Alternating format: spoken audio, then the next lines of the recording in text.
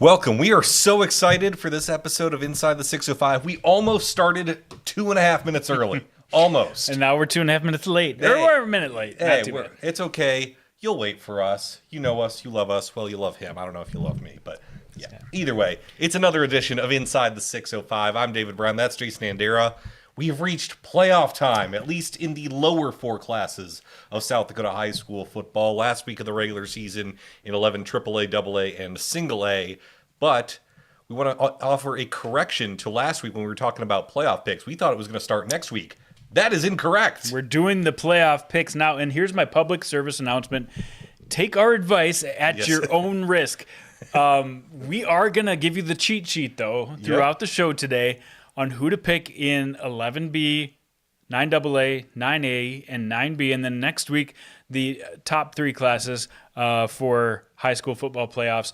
But our cheat sheet isn't necessarily right. But we will give you as much information as we possibly can. Yes, we are the football gospel, but not the real gospel. Yeah. So take our words with a grain of salt. Somebody out there is gonna kill us. So. Absolutely. So you can go to 605sports.com and make your playoff picks right now. Yes, you can make your playoff picks in 11B, 9AA, 9A, 9B. Of course, they have to be in by tomorrow before the games start. But 5 o'clock Central. Yep, it's simple. Create an account online. Literally, I did it today. You're going to be competing against me and Jandy. And several others. Jody Brozick told me there was 279 entries this morning.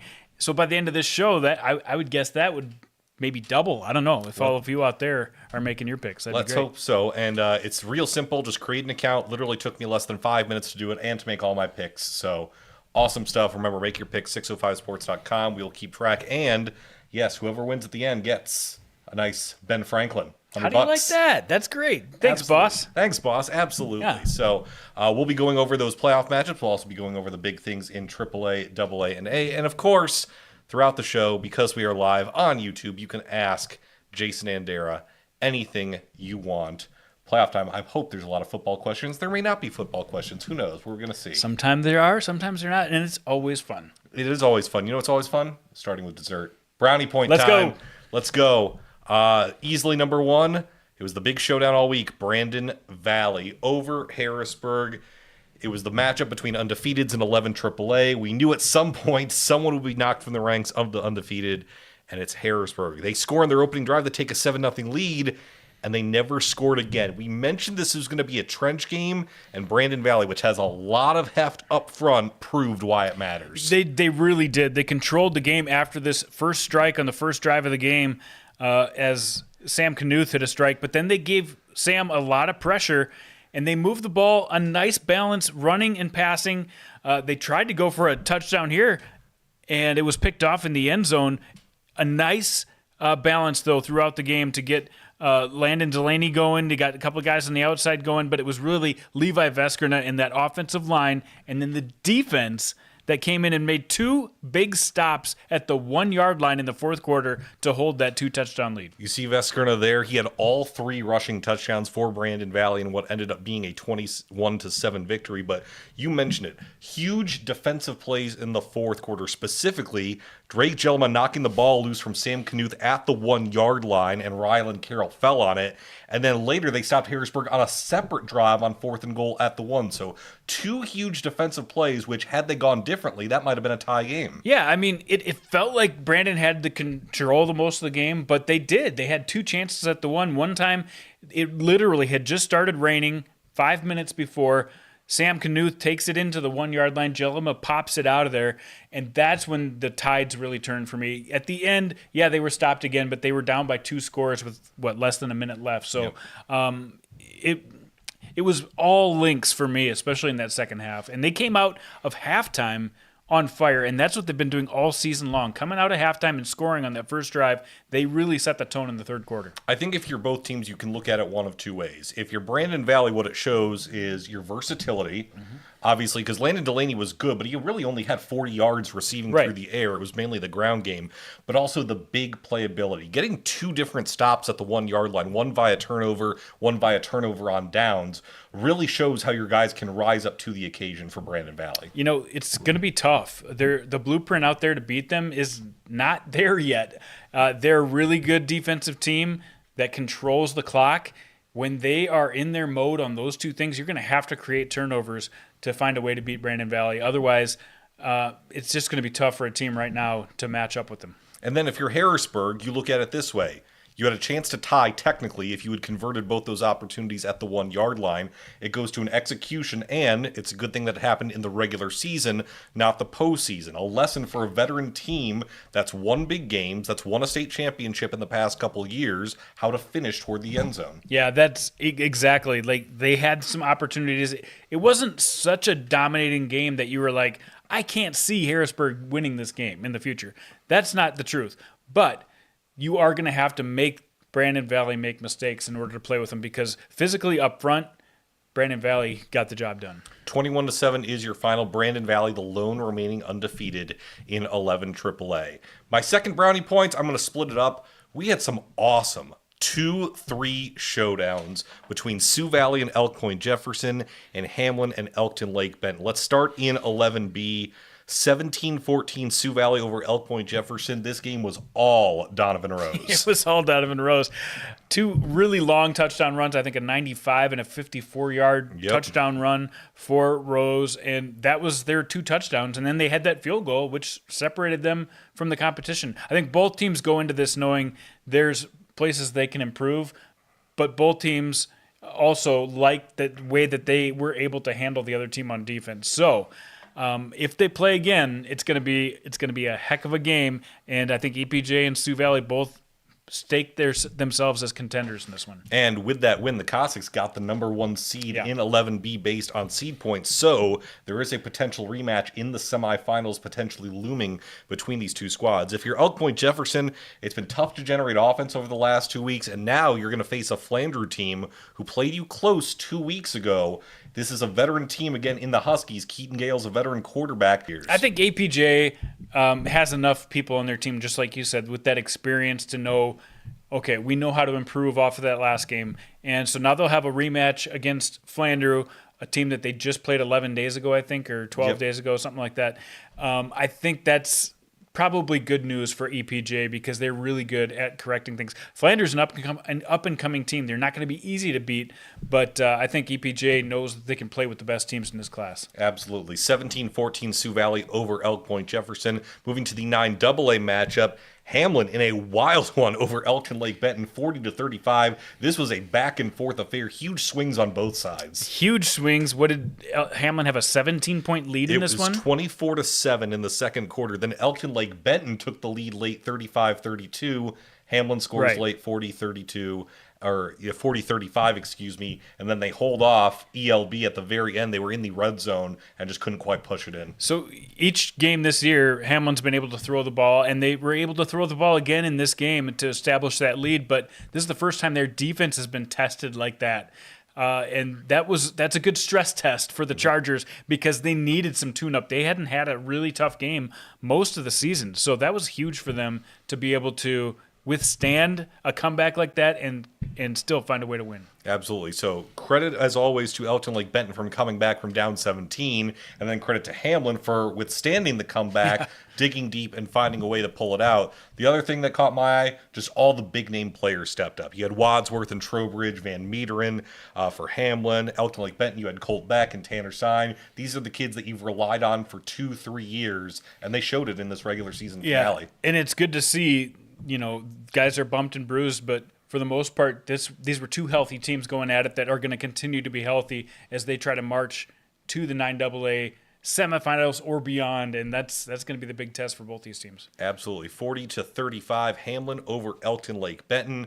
The final brownie point goes to Pierre. How about Pierre? It's been a long, tough year for the Pierre Governors, but they beat Spearfish 35-15, and this looked like a Pierre game of old. They tried a couple different things. Elijah Bucci, who's normally a tight end wide receiver kind of hybrid. Yeah, defensive player mostly, but offensively, he was trying to be a quarterback a couple years ago. They moved him to tight end, and then this game let him run the ball a little bit, and he trucked some people. Absolutely. So Pierre it was kind of an old school thing. They were up 21-0. Spearfish did not score till midway through the fourth quarter.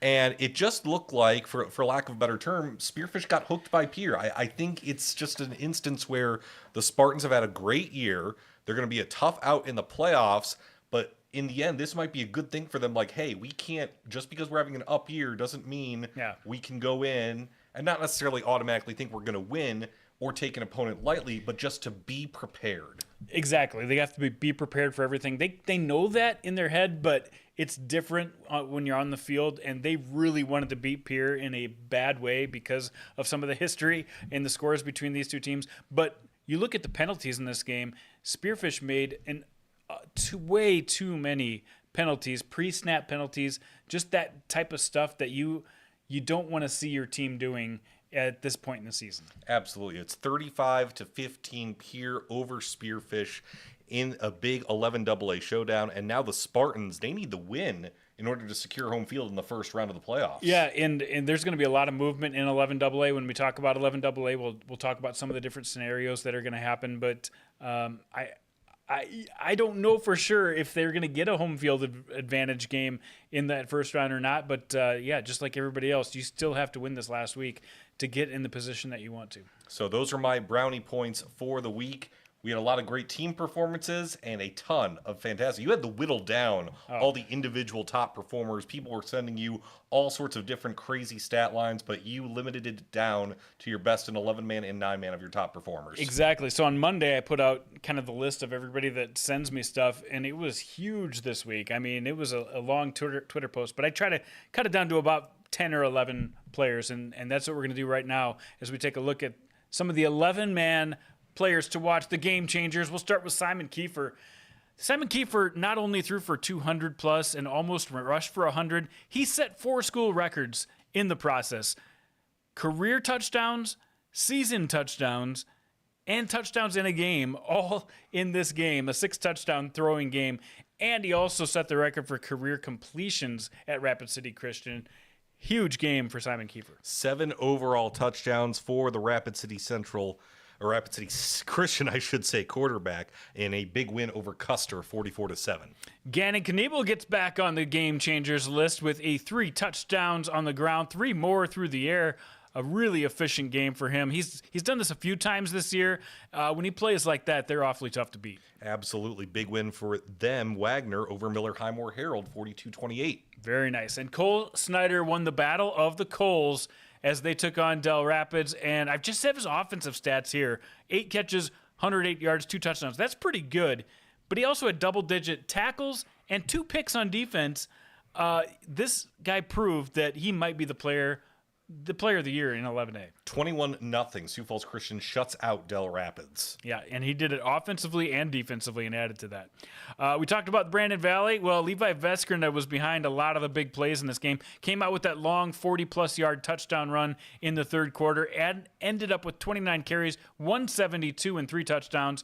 That's a big game for an 11 AAA player. It is, and we talked about it a little bit earlier, the big boys up front making room for Mr. Veskerna. And he used it to the best of his abilities. How about a kid from Washington, Jace Woods? He came out and did most of this damage in the first quarter. Absolutely dominated.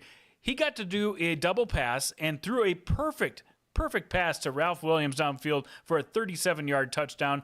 And he added 3 more touchdowns receiving. One of them kind of looked like a run because it was just like a little toss jet sweep, one of those little guys. But a huge day, 4 touchdown total for Jace Woods. And in what's been an up and down season for Washington, a big win over Roosevelt, 42-7. And that was huge for them standings wise because there was a chance that they wouldn't make the playoffs, and that win secured them at least a playoff spot. So absolutely it did. On to 9-man, your big game changers. Let's talk about Kyle Heddick of Ipswich. 7 catches, 127, 2 touchdowns. So how about that? 100 through the air, 100 on the ground. Big game for Kyle Heddick. Absolutely. 58-6 over North Central. Micah Holland, another guy who's setting career records up there at Great Plains Lutheran, a 200-yard rushing game with a couple of touchdowns. 44-0, a shutout victory over Wilmot. And then Garth Moss, a huge game for them. This was really important for the Thunderhawks. He showed up in a big way. I don't have his complete stat line, but I did see that he had 5 rushing touchdowns. That's huge in a game versus Alcester Hudson when they needed a win. 58-32, a shootout, and Mr. Moss did most of his damage on the ground. Moshe Richmond, he made some acrobatic catches in this game, but piled up the numbers as well. 7 catches, 106 and a touchdown, and then almost ran for 100. Huge game for a 9A team, knocking off a 9AA contender. 22-20 over Kimball White. Like, we're going to break that game down a little more in depth a bit later. How about Riley Cheddar out of Freeman Marion Freeman Academy? One of the best wins of the week for any team. Very efficient, and he's had efficient stats all season long, but when you do it against Avon, it's a little more special. You see the numbers right there. He did it on defense, offense, efficiency passing. He was electric. It may be a 9AA team over a 9B team, but the Phoenix and the Pirates, their first loss of the season. That was big. And then Caden Westergren, wearing the number 52. This is a lineman, folks, but you remember Gavin Barber hasn't been 100% for Sully Buttes. So Caden got the chance to run the football today. 12 carries, 269, and 4 touchdowns. I don't care what the competition is. That's mighty impressive. 60-6 is the final for Sully Buttes over Sunshine Bible Academy. And again, these lists in both 11-man and 9-man, you had to whittle them down. And so then you had to whittle them down for your game ball. Who gets this game ball? Well, as you remember, game balls go to those who perform big in the biggest games. There were a few big games, but almost none bigger than what Sioux Valley did. And Donovan Rose was the guy who made this happen in the game. He carried the ball 15 times, had some really acrobatic plays. This particular play was his best. A 95-yard run, got it done, pure speed. We talked about it. Sioux Valley has had some really good teams, but I don't think they've had a special athlete like Donovan Rose, and he showed up in a big way last Friday. You see a stat line on there. 15 carries, 262 yards, 2 touchdowns. As you mentioned, one of them was 95 yards. The other was 54 yards. And in a 17-14 game, he accounts for both touchdowns. When they need their big-time player, he made big-time plays in a big-time game. And you can see after the game, I listened to his interview, and he credits all of his blockers on that play especially. Great blocking. But it takes a special athlete like Donovan Rose to get that game ball, and he deserves one after all the times he's been on the list this year, and he did it in the biggest stage last week. By my count, this is his 4th appearance on the Game Changers right. list. So about half the season for Donovan. And he was hurt for 2 games. And he was hurt for 2 games. So basically 2/3 of the weeks in which he performed, he was a game changer. Donovan Rose for Sioux Valley, they get the big win, and they get the number 1 seed in the 11B playoffs. So that is why Donovan Rose is your game ball winner, brought to you by Game 1. And we'll be back right after this from a word from Game 1.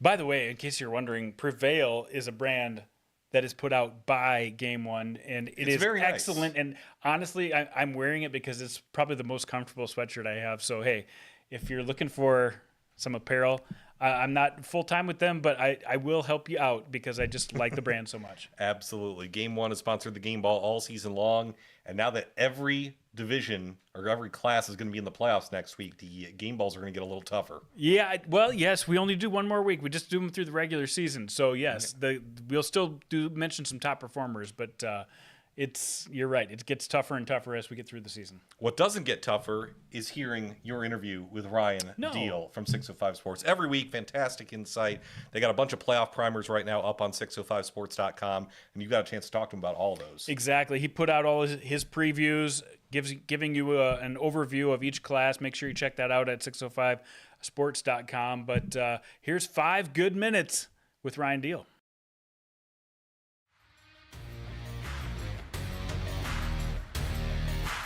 Once again, time to dig in with Ryan Deal of 605 Sports. Ryan, it's officially playoff time. How are you doing? Doing good. Playoffs are going to be starting here later this week, and then you can always feel the anticipation to build up for these games. Obviously, we're starting with the 11B and the 9-man classes this week, and then we'll go to the other classes, starting their playoffs the following week. But certainly a lot of buzz and a lot of excitement once we get to the playoffs. Well, before we break down a couple of those playoff games, I want to talk about the game that you saw last week. A couple of ranked teams in 11B. There were two different matchups with ranked teams in 11B, but the one you went to was incredibly close. Talk about that one. Yeah, Mount Vernon Plank against Woonsocket Weston Springs Sanborn Central. Kind of went how I anticipated it going. Really felt both teams were evenly matched. Both teams kind of a little bit different style. MVP kind of relies on the running game, and the Blackhawks really rely on the passing game. So it was kind of a difference in philosophies and everything. But great game. Went right down to the wire. Woonsocket had a shot at the end there to win the game, but got intercepted on their last drive of the game and everything. But certainly kind of, I think, shows 11B. Like we were just talking, you have a couple teams that are 8-0 with Winter and Sioux Valley, and then you've got 9 teams that are 6-2 heading into the playoffs. So, and obviously Woonsocket and MVP are 2 of those teams. So I think it goes to show you that there's a lot of teams in 11B that are going to be right there, maybe making a run and everything. So certainly a fun game to watch. I think it gives us a nice preview of 11B for the playoffs. Well, speaking of 11B, let's take a look at your game to watch in 11B, and it's a game really not on the radar for a lot of people, but last time Elk Point Jefferson and Flandreau played, it was pretty close. Yeah, whenever you look at the matchups and you see a 4 versus a 13, traditionally you don't really, think, oh boy, this could be a good game, but it hopefully it will be. They just played towards the end of the regular season, 21-14. Elk Point Jefferson won that game. And here they are playing in the first round of the playoffs. So obviously very familiar with each other. Sometimes you get in these playoffs and you've got matchups from teams, different parts of the state, and that's certainly fun too. But whenever you have an element of these teams being familiar with each other, that makes it fun. So that'll certainly be a game in 11B to keep an eye on. Let's talk about a 9-man game to watch. And this one is interesting as well. 2 teams that play almost every year, but they had one of their closest matchups in the regular season as well. Harding County and Dupree with the rematch. Yeah, traditionally, whenever these teams play, Harding County Bison has this, they've had Dupree's number for a number of years, always winning, beating their little more conference opponent and everything. But Dupree has actually had a nice team these last couple of years. They don't get a lot of attention, but they got a nice team, and they just played Harding County Bison towards the end of the season, and that was a 26-14 game. So here we are again, similar to the previous game I just talked about. 2 teams very, very familiar with each other. Dupree, I'm sure they're obviously chomping at the bit to get another shot at Harding County Bison. So the pressure is probably on the Ranchers to win this game. Obviously, they got high hopes year in and year out to make a run in the playoffs, but facing a familiar opponent against a team that you just played, and it was a game that was obviously close. It's really going to be fun to see how this one plays out. Well, there's a lot of games to pick from for you to go to, and Thursday night you're heading to maybe one of the best games across the state with Mobridge Pollock taking on McCook Central Montrose. What do you expect in this one? This will be fun just because 2 teams that have not played obviously this year, kind of a different parts of the state, so unfamiliar opponents. But that'll make it fun whenever these teams don't know each other, aren't familiar with each other. They just got to go off of what they see on tape and some of the opinions of other coaches and everything. But this will be fun. And it's really interesting. Both of these teams, struggled last year. Mobridge, was like 2-6. Now they're 6-2. Really playing well towards the end of the season here. And McCook Central Montrose, then to get a lot of attention coming into the season, but they've got a nice season. So this will be a fun one. It's 8 versus 9. So traditionally, when you see the 8 versus 9 matchup, you obviously anticipate this one being a good game. So I'll be there providing some coverage, and hopefully it'll be a good one. We will have pictures and write-ups from all over the state on 605sports.com. Make sure you check us out for that. Ryan, keep up the good work. Absolutely. Talk to you later, Jason.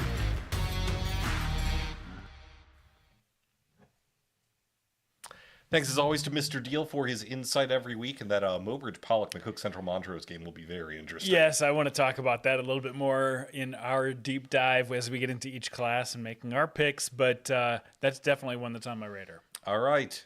Wheel of Justice time. We'll do things slightly differently. If it lands in any of the top 3 classes in terms of AAA, AA, or 11A, we'll just go through them from the bottom up. And if it lands on any of the small schools that have started the playoffs, we will start in 9B and go bottom up. So we have one of 2 options. Are we starting playoffs or last week of the regular season? It is up to you, Jandy. All right, here we go.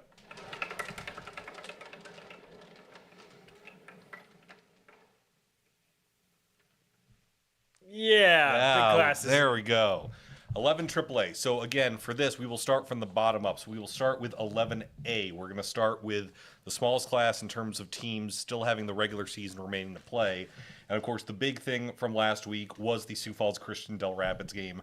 21-0. You saw Cole Rusink and his amazing stat line. He was one of your game changers. Cole Snyder, yeah. Or Cole Snyder, yes. See, I got the Coles mixed up. But Cole Rusink, he played well too. He still played well. Yeah, but it was tough. That game, it was just tough for them to get any offense going. They've been so good on defense. Not many teams are able to hold Sioux Falls Christian to 3 touchdowns. Right. But not good enough in this case. Absolutely. And then you look at Lennox over Tri-Valley, 46-8. That's a big win for Lennox ahead of a big showdown this week. Yeah, their game is going to be very important this week. It could decide the number 2 seed. There's still some things to talk about, whether that win actually matters or not, because with seed points, the numbers change depending on who you play and who the other teams played that are on your schedule. So it's really hard to forecast unless you have it dialed into a formula, which I do not. But I think even if Lennox loses, they still have a chance at getting the number 2 seed. Absolutely. West Central over Millbank, 51-7. Dakota Valley with a squeaker against Vermilion. Vermilion's an interesting team. They played a lot of teams really close down the stretch. They sure have, and they're one of those 3 teams right now, as you see with the standings up there, that are tied for 9. Just on the outside looking in, they're going to need one of those top 8 teams to mess up, and that's going to be tough because Rapid City Christian probably gets a win in this case. Dakota Valley has a chance to lose, but even if they lose to Sioux Falls Christian, they still could stay in the top 8. Canton is really the team on the hot seat, and they're the ones who play one of those teams in the 9-man or the tied for 9th. So there's still a lot of stuff that could happen. I think it probably stays with those top 8 that we see right now. Canton Tri-Valley is almost a de facto elimination game. But and no. It depends a lot on the other stuff. Again, it's hard to predict based on the formula. Again, you get certain points for a win, certain points for a loss. But then when you equate the final standings, it takes into account your opponent's winning percentage, so it depends on who else does well. And that's why the Millbank-Madison game actually could disrupt some things, because Millbank getting that win against Madison or Vermilion winning against West Central with those higher winning percentages actually means more than a Tri-Valley win over a Canton. So it is really confusing, but I did the math of what I thought will probably happen, and I still think those top 8 teams make it. So the big matchups you see on the right side of your screen: Sioux Falls Christian at Dakota Valley. It's 1-5 or 1 against 5 in the polls. At this point, even though we vote in the polls really don't matter at this point anymore. Sioux Falls Christian against Dakota Valley. Lennox and Del Rapids, that will be the interesting one, where, as you said, it may end up not mattering, or it may end up mattering a whole ton. Exactly, and you want to be that 2 seed, really. I mean, the difference between the 2 and the 3, to me, just the way this stacks up, and the way the bracket will be bracketed out, I see the number 2 seed having a lot easier chance to get back to a semifinals or a finals than a 3 seed does. So they're going to be playing really hard in that one. Del Rapids, one of the most improved teams from game 1 to what we've seen now. And Lennox, they're the up and down team that has been really high the last week, and had trouble against Madison a couple weeks ago. So they're going to have to be at their best game, and looks like the weather will still be good, which is good news for their passing game. Yep, and as a reminder, sorry, Chad Berger, but all these games are taking place on Thursday, which is tomorrow, October 24th. All the regular season finales, all the starts of the playoffs on Thursday, October 24th. So keep that in mind for Lennox versus Del Rapids, Sioux Falls Christian, Dakota Valley, and then you see the other ones on your screen. You mentioned the Canton Tri-Valley game. Rapid City Christian, Belfouche, bottom of the 11A standings. again, we think we know, but you just never quite know until we reach this point here Thursday evening. Yeah, I mean, if this top 8 does hold true, it makes for some really interesting quarterfinal games, including, a West Central probably taking on a Madison. I think that's a really interesting one. Dakota Valley has been a top 5 team all season long. That's the one I was talking about. They'll probably play the 3 seed if this holds up. And that's going to make being a 3 seed tougher than that number 2 seed. And if that 3 seed is Del Rapids, remember Dakota Valley beat Del Rapids to start the regular season in Del. So we're going to have a lot of interesting things to discuss next week. So there's your look at the muddled playoff picture, which we clearly cleared up for you by making it even muddier. Let's move up to 11AA, which we all know has been the most chaotic class this entire season. We mentioned the big win by Pier over Spearfish, and what that did, amazingly enough, based on seed points, they vault to number 3, Jandy. Isn't that crazy? The record, that's why people who don't understand the seed points, they always ask me, like, what in the world is happening here? And I kind of agree. What in the world is happening? How is Pier the number 3 team? But after the next week plays out, almost regardless of what happens, the best seed that Pier can probably hope for is a 5 seed, just because a win over Douglas, which is likely to happen, brings down their seed points. Based on opponent winning percentage. And then it's looking like Brookings, they'll have a tough game with Huron, but if Brookings or Spearfish wins, that vaults them ahead of Pier. What's interesting is, again, the polls at this point don't matter, but the top 5 teams in order are Yankton, Watertown, Brookings, Spearfish, and Pier. So they're the top 5 teams in the media poll. None of them play each other. They all play the bottom 5 teams in 11AA. And so opponent winning percentage may actually come into play a little bit because they're playing weaker competition. Exactly. And a win over, depending on how weak or strong that competition is, can actually bring your seed points down. So anyway, we'll figure it out. As I tell people, let's just figure it out after the games. Yes. Because it's way easier than trying to figure it out beforehand. Chad Berger wants a segment of us doing math. Well, more specifically, you doing math. You know what? Dave is really good at math. We had one little thing the other week, but he is really good at math. For those old enough to remember, I will quote Chevy Chase's Gerald Ford on SNL. I was told there would be no math involved. Either way. That really is going back. 11AA. We'll figure it out next week. To 11 AAA, which is much, much easier because there's only 9 teams involved. One doesn't make the playoffs. One doesn't make the playoffs. And that one will either be Rapid City Stevens or Rapid City Central. That is a win or go home game. Right. So in a AAA, this is the only classification that only takes record, and they don't take seed points. Only record and only record against teams in this class. So they, even though they play all the 11 AA teams, the 11 AA teams, it counts for their seed points. It doesn't count for 11 AAA seed points. So, as we said, Central and Stevens. If Stevens were to get the victory, then it comes down to head-to-head, which, of course, would put Stevens in the top 8. So that game is huge for Central as they try to get to 2 wins on the season. Roosevelt plays O'Gorman. That one also comes down to the winner gets to be a better seed in possibly that one as well. Seed. Washington is already done with their 11 AAA schedule, so their game against T Area is effectively meaningless for them. It's meaningful for T Area, and I'm sure Washington will treat it as a meaningful game. But then the top 4, they all play each other, and it's probably a preview of what we could finally see in the semifinals. We had kind of talked about all year long. Brandon Valley, Harrisburg, Lincoln, Jefferson had kind of separated themselves as the kings of this class, and the potential semifinal matchups are exactly what we're going to get, as you said, in the regular season finale. Brandon Valley against Jefferson, that one's at Howard Wood. Lincoln and Harrisburg, that one is out at Tiger Stadium. That one in particular, we seed points regardless, that one will determine who gets the 2 seed and home field advantage in the semifinals. Yes, so even if Brandon were to lose to Jefferson, Brandon has the number 1 seed sewn up as far as the math that I can do, Chad Berger, because any tiebreakers they might be in would be the winner of that Lincoln-Harrisburg game. They have the head-to-head, so they would get that number 1 seed. So the Brandon Valley-Jefferson game essentially, again, is meaningless for seed points. So the game that we're focused on is that Harrisburg-Lincoln game. Who's going to get the number 2 seed? Absolutely. Again, it's going to be a very, very interesting Thursday night of 11 AAA football. Rapid City Central, Rapid City Stevens. That's winner in. Harrisburg Lincoln, effectively, they get home field advantage for the quarterfinals and the semifinals. All right. Again, we've cleared absolutely nothing up, but at least we talked about it. It sounds good. All right. Now we're going to go to the good stuff right now, the playoffs. We are in the playoffs in the lower divisions. We will go from the bottom up and start with 9B. Even though Avon lost to Freeman Marion Freeman Academy, they do get the number 1 seed. You look at the 2 seed, it's Faulkton area. 3 seed, Del Rapids St. Mary's. 4, Corsica Stickney, a bit of a surprise, but based on seed points, they move up a little bit.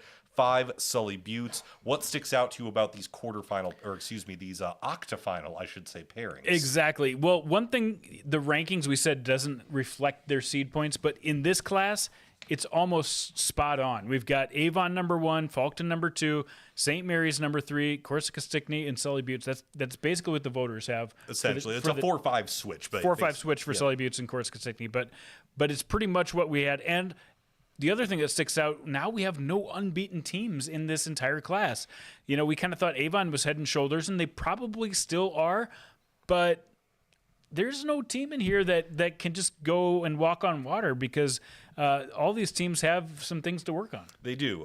Avon, again, they lose to a 9AA team. They still get the number 1 seed, but probably good for the Pirates to say, okay, what do we need to work on if we want to go back-to-back, which we mentioned, no 9B team has gone back-to-back in 20 years in South Dakota high school football. Yeah, and you see their road, they've got some really tough games, including, potentially against a Canastota. You see, Harriet Selby area, of course, is a 13 seed, but that's a team that has dome experience. Canastota has dome experience. Corsica Stickney, a 4 seed. Sully Butte. I mean, there's some teams in their way that are going to give them some challenges, but I think that lower part of the bracket is a little tougher. You've got Faulkton area. Coleman Egan is a team that I really like. St. Mary's has been good this year, and I've liked Kadoka all year as well. And just FYI, because Jandy takes pride in making all these graphics, it should be Canastota, not Alcester Hudson in the 9B thing. I know what you meant. Of course. Yeah, you know what I meant. Exactly. So copy and paste, dang it. Before you comment us, we know it's supposed to say Canastota, thank you. It looks beautiful regardless. Looking at these matchups, Avon Jones County, I think it's a 116. It's really difficult for a 16 to pull off that upset. And with Isaiah Meyer running so well, I just think Avon should have no problem. We're both picking Avon on that one, no problem. The Oldham Ramona Rutland Canastota game, Canastota has won a lot of close games recently. That can help, but this is an ORR team that's having its best season in years. They are. They haven't had a winning season since 2016, so congratulations to the Raiders. And they've had some pretty low seasons here in the last few years. So a nice mid-season win over Arlington shows that they can play with some teams in that range. It's going to be tough when they start playing the top range teams. I think Canastota's a little bit better than ORR. And I think Canastota can win low-scoring games. They've won games like 11-6, 13-9, games like that. So I would also pick Canastota there. 13 Harriet Selby area against 4 Corsica Stickney. Waylon Bowl has been one of your top performers all season long, and the Jaguars are on a bit of a hot streak. Yeah, this is a team that's really trending in the right direction. Harriet Selby area, a little too young, so give me the Jaguars in that one. I will also take the Jags. Arlington against Sully Buttes. You mentioned Caden Westergren just a short time ago for Sully. Yeah, he's been able to rumble off a few plays, and Wesley Whitler does a really good job of just commanding that offense. They've got different guys who can run the ball if they need to, but they've got good leadership at quarterback. Give me Sully Buttes in that one. I will take them as well. Faulkton against Sunshine Bible Academy. Sunshine Bible Academy just on the receiving end of a lot of blowout losses. Faulkton trying to go back to the Dome. I just think too much veteran experience, and I'll take Faulkton. We agree. We'll talk much more about Faulkton as we get deeper into the playoffs. Coleman Egan Hitchcock Tulare is another interesting case between a newer 9B team and a 9B team that's been to the Dome. They've won state championships recently, but haven't had the best season. That's an interesting 7-10 matchup. Yeah, they've got a couple of seniors. The Binger kid does a good job of running the ball for them, but again, not as much depth, not as many big guys up front. I think Coleman Egan has played a pretty tough schedule as far as 9B schools go. This one's the best chance for me for a seed upset. I'm taking the Hawks in this one to take out to win on the road. I will still take Hitchcock Tulare. There's our first disagreement just because I think there is still a little bit of that experience, and I think Coleman Egan will take them another year to be a true contender in this Class 9B. They've got one common opponent this year in Arlington, and Coleman Egan did play much better against Arlington in that game than did Hitchcock Tulare, but take that with a grain of salt. Irene Wakanda against Del Rapids St. Mary. Again, DRSM, their only loss was that shootout recently. I think the Cardinals are having a great season, and they will continue against Irene Wakanda. Yeah, I agree. St. Mary's is the team to beat. They're pretty thin. They can't have any injuries, but they're definitely a better team than Irene Wakanda. Burke and Kadoka area. The thing I like about Kadoka, and again, it's part of just the scheduling process in 9-man, they played a lot of teams above their class and held with them. And I kind of look at that every year. There's always one team that doesn't play many other teams in 9B that seems to surprisingly do well. And I think that's going to be one of the surprises this year, that Kadoka team. Now, they've got a rough road ahead past this round, but I do think they can get past Burke. Okay, so I'm going basically all chalk. You got Coleman Egan in the 10-7 upset over Hitchcock-Tulare. Yes. All right. We won't give you our picks all the way through, right? No. But you get the first round as a cheat sheet. Yeah. Absolutely. You get the first round as a cheat sheet. So there's 9B. Let's move on up to 9A. And in 9A, what we have is Howard, very interestingly, not the number 1 seed. It is Wall who is number 1. Exactly. And this Wall Eagles team, we kind of thought maybe last year was the team or maybe next year. But hey, they came out of the season undefeated, played the schedule that was in front of them, played some playoff teams on that schedule, and didn't have a close game. They deserve that number 1 seed. Absolutely. Volmer, Blasius, all those guys have been excellent for the Wall Eagles all season long. Howard, number 2, 8-0, but we know that they have the depth to make another deep run. They sure do. And again, speaking of tough schedules, I don't know if anybody's played a tougher schedule than Howard in this class. They are battle-tested and ready to go for another class, another win, and another chance to get to the Dome and get it done. Yeah, we should mention, by the way, Howard beat a 9AA team, Viborg Hurley, a top 5 9AA team, 48-14 last week. That's got to give them a huge confidence boost going into the postseason. Yeah, I think there's a couple teams in 9A that beat teams out of their class. We saw Wolsey Wessington get a win outside their class last week. Warner did. And Warner did. I think this 9A class is really something to watch for. Yeah, Warner beat Leola Frederick 21-0, and then Wolsey Wessington, to what you said, beat Kimball White Lake in a very, very close battle, 22-20. That's a battle between teams that have explosive offenses, but 22-20, the defense showed up a little bit. Defense showed up. They made the big plays when they had to. The Richmond brothers made some connections in big points in the game to get Wolsey Wessington back ahead. They held Iden Myers in check. Check mark. They got all the game plan done and got a win. Absolutely. So looking at the rest of the postseason matchups, we'll just go from the top down. Wall against Chester. Again, it's a 1-16 matchup. Wall is just playing really well right now. They are. Chester is, that's a good team for a 16 seed. Yeah. Usually 16 seeds are a little more walkover than Chester, but I do think Wall gets it done. Castlewood, Alcester, Hudson. This is an interesting one because Cameron Eng has just been on a tear for Castlewood, but Alcester Hudson's played one of the tougher schedules in 9A. Yeah, and this is new for Alcester Hudson. They haven't played a really tough schedule the last few years. So Brian Hawk said, we are excited to have a little tougher schedule. Hopefully that pays dividends as we get into the season. But Castlewood started 0-3 this season, ended up winning all their games after that. And Alcester Hudson's coming off of that loss to TDA ACDC, but prior to that, they had some good wins against St. Mary's and Gayville Volland. So I think these are two teams that are moving in the right direction. Unfortunately, they have to play each other, and I'm going to pick Alcester Hudson. I'm going to go Castlewood just because I think Cameron Eng has just been really good. Has been such a warrior. So Lemon McIntosh, Wolsey Wessington. We mentioned Wolsey Wessington. Remember, they played Parkston really well up in 9AA 2 weeks ago. And, of course, you can't forget about the Richmonds. I think Wolsey Wessington has a great shot. They may run into Wall in the semifinals, but they got a great shot to make a run to the Dome. I really think so, too. It's going to take more than the Richmonds. They've got other guys on that team who can get it done. But Warbirds for me, and again, we'll talk more about them as we get deeper into the playoffs. The 5-12 Harding County Bison against Dupree. These two teams played a couple weeks ago. It was only a 26-14 game for the Harding County Bison. And this is like a yearly thing where Harding County has just dominated Dupree for years. So for them to play a close game with them in the regular season, that gives them a lot of confidence. So Dupree comes in with some really good athletes, some playmakers. But the hard-hitting style of Harding County, Bison only gets harder hitting in the playoffs. I will take the Bison, or not the Bison, the Ranchers, to get the W. Yeah, Riley Veal just a little too much, I think, for the 12-seed Dupree.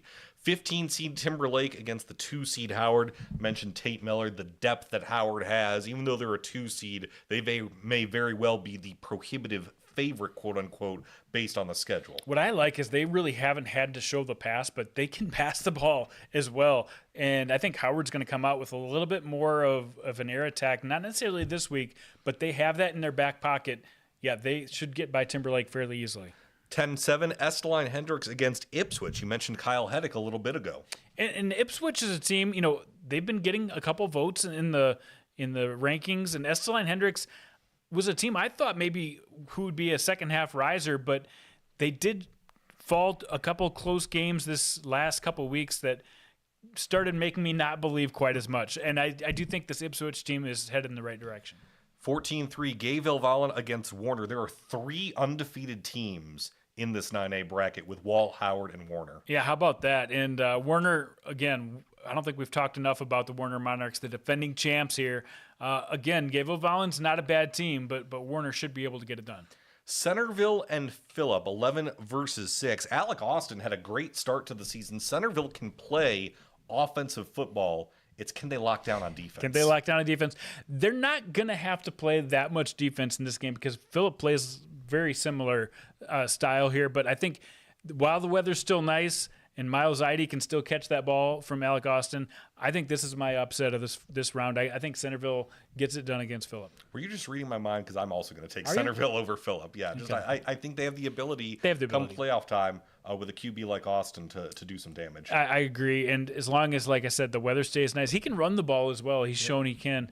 But defense is going to be what holds them back from being an elite team. All right, so as far as upsets, quote unquote, I got Centerville over Phillip, and I got Castlewood over Alcester Hudson. Otherwise, chalk for the rest. We agree. All right, moving on to 9AA. Parkston over Gregory, 68-18 last week. They lock up the number 1 seed. Hamlin, as we mentioned, over Elton Lake Benton, 40-35. They lock up the 2 seed. Mentioned Viborg Hurley losing to Howard. TDA ACDC over Alcester Hudson in 9A. Wolsey Wessington over Kimball White Lake in 9AA. So when you look at these matchups, again, a lot of interesting things maybe away from the top seeds. What sticks out to you among these 8 matchups? Well, the one thing is there's no Way Bay. It should be Wabe something. There we go. So another mistake on my part. I actually did notice that this afternoon, and I thought I had changed it. So anyway, do you know we need a better we need a better editor next week. But what else sticks out to me about this graphic is that we've got a lot of really good teams. I mean, 9AA has proven to me to be the toughest class all in 9-man football. Even though we talked about some 9A teams beating some 9AA teams last week, in general, Parkston's really good. Hill City could be really good. TDA ACDC has been really good all season long. And those aren't even like our elite teams that we're talking about with Elkton Lake Benton, Hamlin, and Parkston at the very top. Absolutely. So looking at the matchups again, 1 through 16, Stanley County against Parkston. Again, I just don't see any way for an upset here. Parkston on a mission to go back to back. Yeah, Stanley County has a couple good players, but just not enough of a team to take down a team like Parkston. This 9-8 matchup I love. Kimball White Lake against Leola Frederick. A Leola Frederick team that was kind of under the radar all season. They finished 6-2. And then you look at this Kimball White Lake squad that lost last week. Iden Myers, who's normally good, kept in check.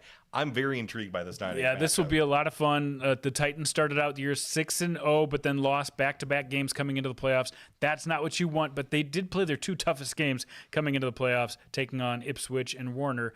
But the strength of schedule between these 2 teams, you would think, would go to Kimball White Lake. It's actually Leola Frederick who has played the tougher schedule as far as winning percentage against. So while most people would look at this and say, well, Kimball White Lake's, they should be a better quality team just based on the teams that they play against. Not necessarily so. So that's kind of interesting.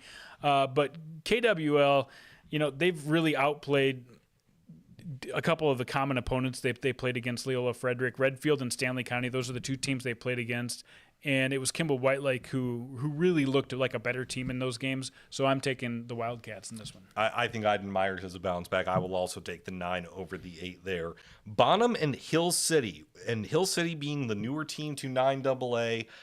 They had a stumble a couple weeks ago, but we know they can put up points. Yeah, this will be interesting as well. It's so fun to watch these West River teams and East River because they don't play a lot against each other. So in years past, we'd look at a game like this and we'd say, well, Bonham's better just because West River bias, but it's not the truth this year. Hill City is a better team, and I'm taking the Hill City Rangers to get this thing done. I will take Hill City as well. DeSmet and Freeman Marion Freeman Academy. Of course, the Phoenix, as we mentioned, coming off the win over 9B Avon, the number 1 team in that class. And again, I don't care what the class is. That's a good win for the Phoenix. Yeah, and we talked about this game last week, how that could be the game that I was calling for an upset. Well, it turned out to be so because Riley Cheddar does a great job. He spreads the ball out, and they've got the speed on the outside to be able to contain fast 9-man players. That is so important. I know their defense hasn't been great this year, but they can stop those big plays. I really like Freeman Marion Freeman Academy. I also like the Phoenix as well in that 5-12 matchup. Wabe Summit against Hamlin. We mentioned Hamlin. The way they won that game against Elkton Lake Benton shows that they can get out to big leads. They may give up big leads, but they also have the wherewithal to withstand a run. And I think Hamlin is on a mission. Yeah, this game shouldn't be one worth watching. Let's just put it that way. Hamlin just needs to get out of this one, get out injury free, and get on to the next round. Viborg Hurley and Britton Hecla in the 7-10 matchup. Brady Schroedermeyer, we've talked about him all season long for Viborg Hurley. Yeah, and they've had a tough schedule too, and the 2 games that they lost were to Elkton, Lake Benton, and to Howard. So, if it's not an elite team like that, they can play with these teams like Britton Hecla and should be able to get the victory. Great Plains Lutheran and Elkton Lake Benton. We'll see how the Elks bounce back. Yeah, this is one of the better GPL teams I remember covering. They've had some really good games this year, but ELB is in a different category for me. And as long as Colt Beck's got things working over there in Elkton, they'll get it done. Hanson, Tripp, Delmont, Armor, Andy Central, Dakota Christian. I'll say their full name because we're going to call them TDA, ACDC the rest of the time. That one's intriguing to me just because Hanson, it seems like every year, Hanson's either 4-4 and 5-3, but they play some of the most difficult teams all season long. They do that a lot, and this year, that's exactly what happened. You look at the schedules between these 2 teams, there's no doubt Hanson has played the tougher schedule. And if TDA ACDC played Hanson's schedule, I wonder what their record would be. Probably pretty similar to what Hanson came up with. That being said, I still like this Thunderhawk team, and I still think they get past Hanson in one of the best games of this first round. Yeah, I will also take TDA ACDC in this one. I think in this one, except for the 9-8, we are both chalk. Shoot. Yeah. That's no fun. Hey, it's 1 through 16. We may have some better picks once we sort everything out. Yeah, the next couple weeks get really interesting. All right. Last playoffs we have to preview is Class 11B. Sioux Valley, as we mentioned, gets the number 1 seed after their big victory over Elk Point Jefferson. Winner at number 2. Both these teams 8-0. What sticks out to you about these octofinals? There were so many tiebreakers in 11B this year. Elk Point Jefferson was tied with Clark Willow Lake. EPJ got it. We talked about Sioux Valley already in winter having to go down to a few little seed points to decide who the number 1 team is. MCM and Mobridge Pollock were literally tied, but MCM gets home field advantage. They play each other anyway. St. Thomas More and let's see, Woonsocket, Wessington Springs, Sanborn Central were tied basically, and that ended up getting shuffled around. That whole 7 through 11 was so close this year. This could have went a couple of different ways if a couple games go a couple different ways. So a lot of teams in here. I think this is going to be the best first round. We hardly ever have really good first round games, but this could be the best first round class of all the classes so far. Yeah, there are potential for a couple of upsets in this one. Let's go through them one by one. Dual in Sioux Valley, the 16-1 matchup. I think we both agree the Cossacks. Yeah, Dual's been really good the last few years. They put some really outstanding seasons together. This year, a little down overall, and the Cossacks should be able to take advantage of that. What you and Ryan Deal were talking about, Mobridge, Pollock, McCook, Central, Montrose. We mentioned, from McCook, Central, Montrose, Lane Deutsch, Owen Schmidt. They've been fantastic all season long, but the defense for Mobridge, Pollock has been outstanding. Yeah, they've come up really strong. Both teams right now are on 4-game winning streaks. You look at MCM's losses. West Central, not a lot of 11B teams play up to 11A. They did, lost that game, and then they lost to Mount Vernon Plankinton, basically one of the top teams in this class. We don't know how good McCook Central Montrose could be. They could be really good, but this Mobridge Pollock team, same for them. They've really given up just 19 points in the last 4 games in their winning streak here. That's why I think defense could be huge in this game. I think for that reason, I'm taking Mobridge Pollock. I have to double check what I took here. I'm going MCM. Okay. Hey, we disagree on one of them. Finally, Our first disagreement in about 3 classes. Elk Point Jefferson Flandreau, we mentioned because of the seed points, this is a rematch of a game 2 weeks ago. It was 21-14. It seems close, but I think for EPJ, after the way they fell to Sioux Valley in a tight contested game, practice this week has been about being on point and executing. Yeah, you look at the final score, it does look close. I mean, they did have a 21-point lead in that game, EPJ, and they let them come back with 2 touchdowns late. There were about 4 touchdowns called back for EPJ, so I don't think it was that close. But this time, I think they take care of all those little problems that they had, and they get it done. Although I do like Flandreau. I like their quarterback, Parsley. He does a great job running and throwing the ball. They've got some weapons on that team. They're just a little young, and I think EPJ is better. Yeah, I will take the Huskies in that one as well. The 5-12 matchup, Clark Willow Lake, Bridgewater, Emory, Ethan. This is a Clark Willow Lake team that's kind of been hovering within the top 5 and as far as the media polls all season long. What's your read on them? Yeah, and they're not coming in the strongest either. No. Their win over Webster was good, but not super convincing, and then they did suffer a loss 2 weeks ago. But Bridgewater, Emory, Ethan, this is not, the Seahawk team that we remember from 5-10 years ago that was just consistently dominant and had a chance to get to the Dome every year. They're just not that deep. So this game, it could be really interesting. I think we're going to have a close one here. I think Clark Willow Lake ultimately does get the victory here. Yeah, I almost went with the 12-5 upset. I did too. But I just think, to your point, this is not the same Bridgewater, Emory, Ethan team that has shown the ability to be a consistent postseason contender as they were when they were winning state championships 5-10 years ago. So I will stick with the 5 over the 12 in that one. Hot Springs and Winter. I think Winter wins that one easily. Yeah, Hot Springs had their moment last year. They're just not the same type of team. Winter's played them already this year, have that familiarity, and I think they are about as healthy as they've been all season long. So give me the Warriors. Woonsocket, Wessington Springs, Sanborn Central. A consistent top 5 team in the media poll is the 10 seed in this 11B playoffs facing Aberdeen Roncalli. Yeah, I think I have that switched around too. So you're right. Yes, Woonsocket is the 10 seed, Roncalli is the 7 seed. Woonsocket's the 10 seed, but I still think, look what they did last week against MVP. They played a really good game. They were able to throw the ball. Mahalik got some big plays like he always does. Not many teams can keep up with that. I really like Woonsocket, Wessington Springs, Sanborn Central to seed upset Roncalli. Yeah, I also like them, as you mentioned, just Havlik and Mahalik. I think that combo can really help Woonsocket, Wessington Springs, Sanborn Central on a run here in these playoffs. Wagner, Mount Vernon, Plankton. How about MVP going up to number 3 after kind of, again, media poll and these seedings have no correlation to one another, but MVP was kind of hovering in that top 5, got up into the top 5, and they got a big win over Woonsocket, Wessington Springs last week. That was important for them. That was really important as, they couldn't quite beat a winner or, those top teams. Elk Point Jefferson, they played them tough earlier in the season.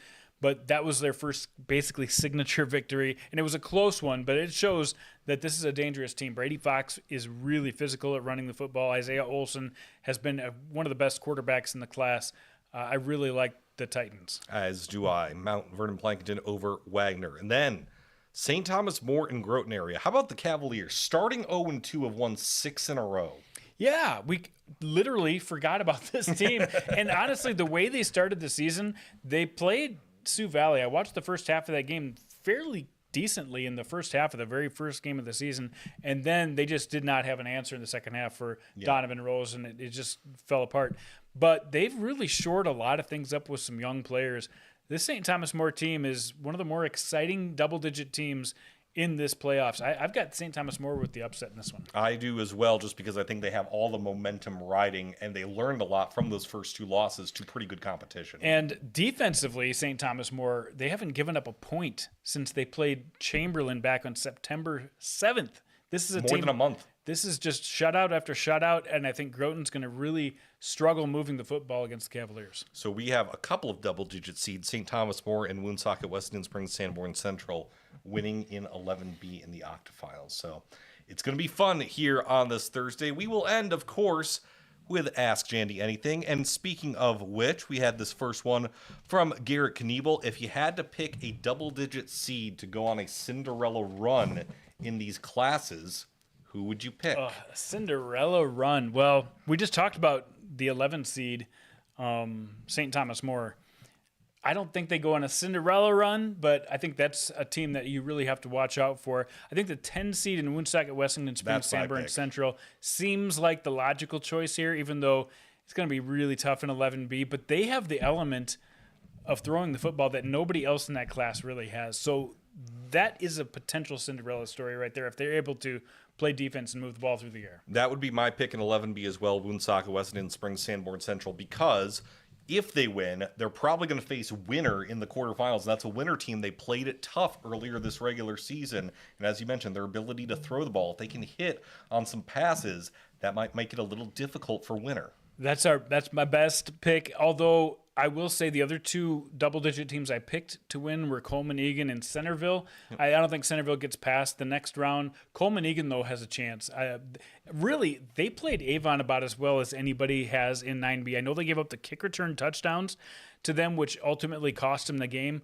But really, they went drive for drive with them if you take out the kick return. So maybe Coleman Egan.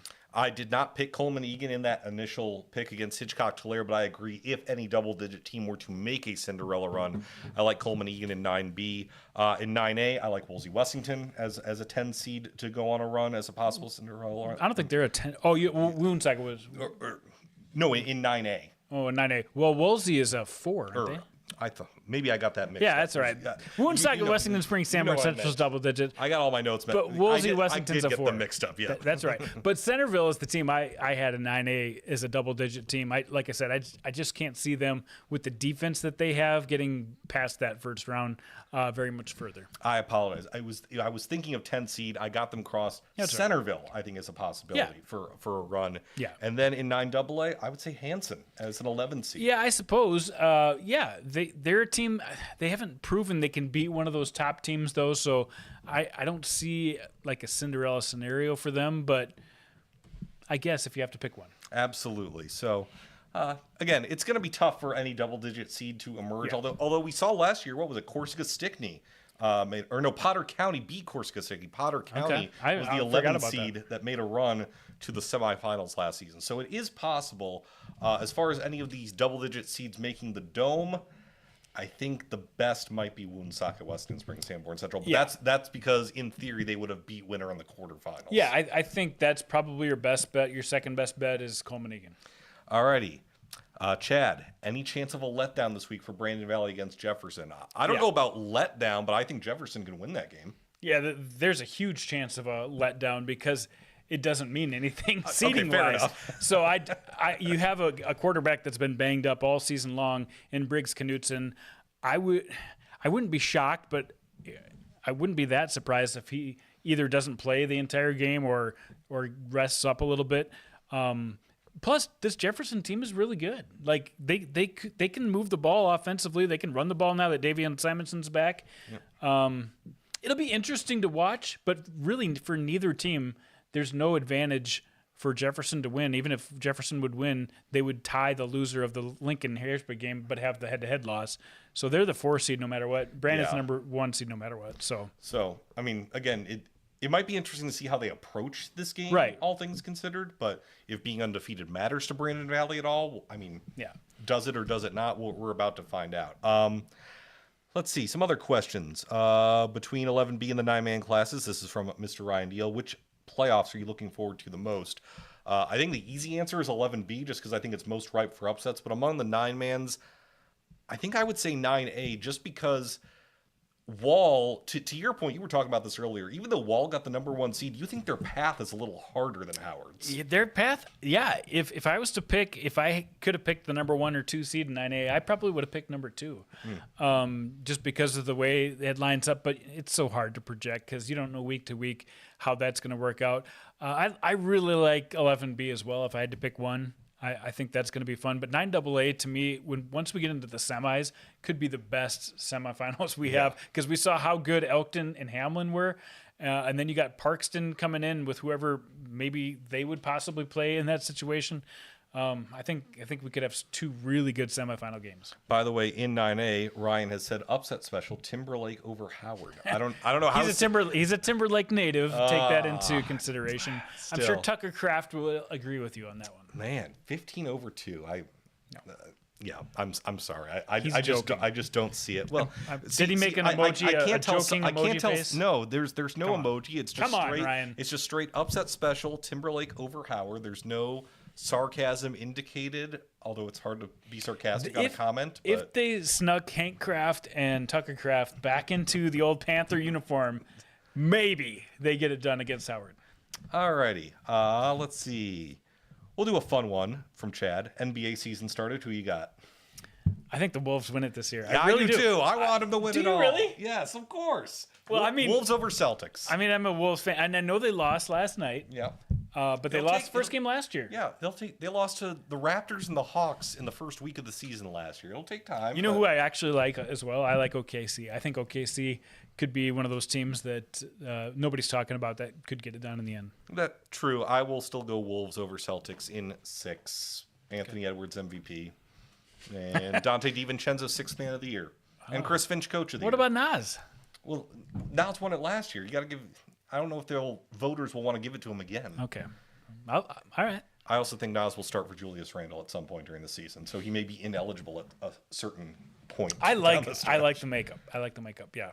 Alrighty. I'm ready for high school basketball season as well. Yes. I'm like in the background getting ready for high school basketball, but this is the best time of the football season, so we'll focus on that for now.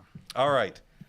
It is 9:07. We have gone more than an hour once again, but it's been fun. Remember, all the regular season finales in 11 AAA, AA, and A, and all the first-round playoff games in 11B, 9AA, 9A, and 9B are all tomorrow, Thursday, October 24th. And then next week, everyone is in the quarterfinals. It's going to be a lot of fun, and you can pick winners starting now. So your best chance, okay, remember, you started your picks this week. You have to add to those picks next week to get the most possible points afforded to you. So don't just make your picks from these first 4 and then forget about it. Make sure you go back in, add those 11 AAA, AA, and A picks starting next Thursday. Absolutely. 605sports.com. Simple to sign up. Very easy to do. Very fun to do. And hey, you could win $100. I'm ready. I can't wait. Cash that baby. I was going to say, are we eligible if we win? You know, ours probably aren't tax free. Yeah, that I suppose that's true. Or maybe if one of us wins, we donate to a loyal follower. Maybe. Or maybe we keep the $100 because we could use $100. Maybe. Or maybe I'll buy a nice dinner for my wife. We should probably pay Bruce. Maybe we should. Bruce isn't a lawyer, but he's doing this pro bono for us. That's another story for another time. Alrighty, but thank you to Bruce Andera and Hannah Rowe and our entire 605 Sports team. For Jason Andera, I'm David Brown. Thanks for watching another version of Inside the 605. We will be back next week to preview all the quarterfinal action. Until then, enjoy the games on Thursday, and we will see you next week right before Halloween. Adios.